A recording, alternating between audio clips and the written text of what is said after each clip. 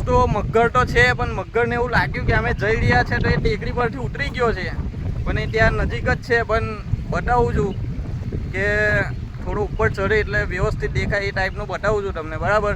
તો વિડીયોમાં કન્ટિન્યુ રહેજો. ત્યાં જે ટેકરી છે ને અહીંયા ગાડી છે અમને મગર. કઈ ગયા આંગળી મારી? આ જે ટેકરી છે ને ત્યાં છે મગર, પણ એ થોડોક બહાર નીકળે, એકદમ કમ્પ્લીટ બહાર નીકળે એટલે અમે ધીમા ધીમા જઈએ ને પછી તમને બતાવીએ છે, બરાબર? બાકી એકદમ જઈશું તો મગર જતો રહેશે.